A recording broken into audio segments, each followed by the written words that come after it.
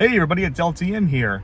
I am at the Hall Cinema 7 right now, and I'm about to go and watch Insidious Chapter 5. Now, before I give you all, before I start going in there, I just want to let you guys know that I do have a weird, complicated relationship with these movies.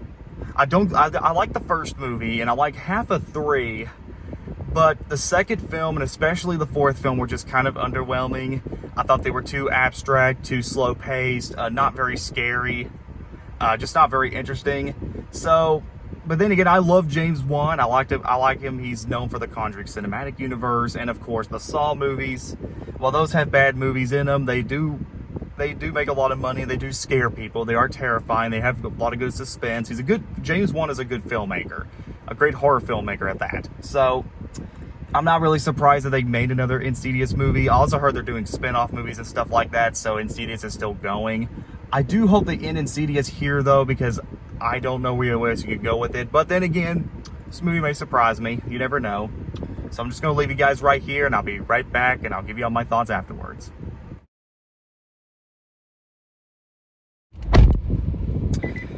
Hey everybody, I just got out of Insidious Chapter 5, The Red Door.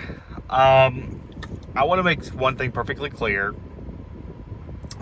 Insidious is not my favorite horror franchise. So, I will say this though, comparing to the last film, The Lost Key, or whatever it was called, this is a better movie, but that's not saying much.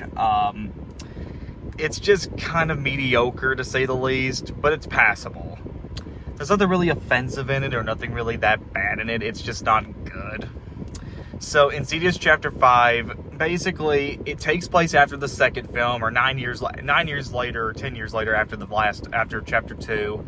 You know, the boy is grown up, he's in college, he's going to this painting school, but then while he's drawing, he starts to realize, he starts to think that his drawing is starting to come to life, like you see an arm come out, and some weird creepy things is going around, and he's thinking about this monster, this red door, that he imagines. And then there's a subplot involving the father, where he's starting to think about his past, about his own father, about how he starts to learn more about his mental father, about his mental illness.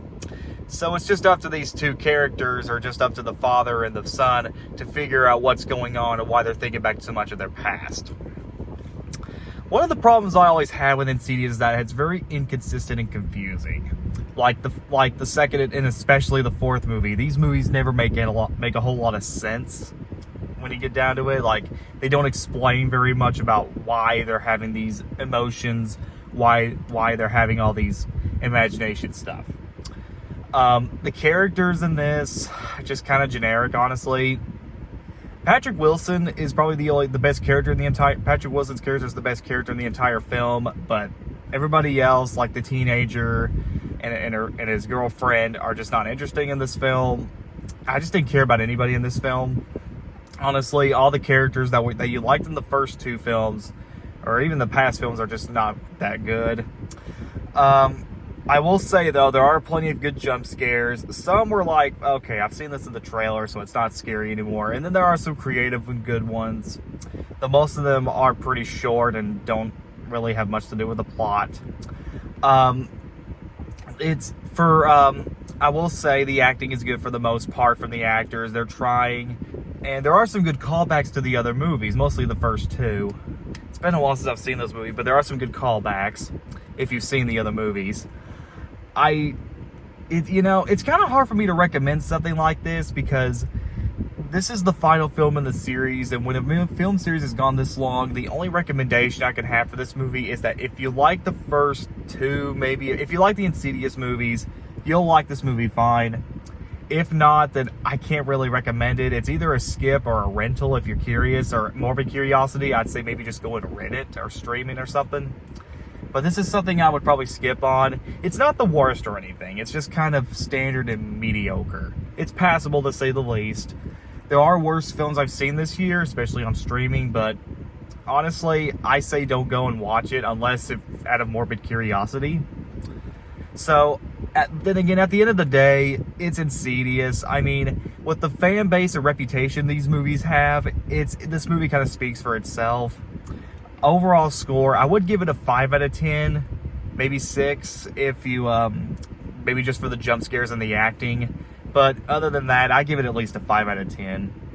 It's just kind of there just to please its fan base, and it's just there to maybe just for those teenagers that want some horror film, you know what I mean? So my recommendation, if you like the other films, you'll like this film fine. But for someone who wants more, or someone who really loves James Wan's work, I say it's a total skip.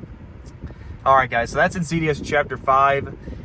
Looks like the Hollywood system's not in a really good shape right now. Movies like Indiana Jones and The Flash and movies like Elemental Ruby Gilman are starting to underperform, and it's kind of weird. I don't know what's going on with Hollywood lately.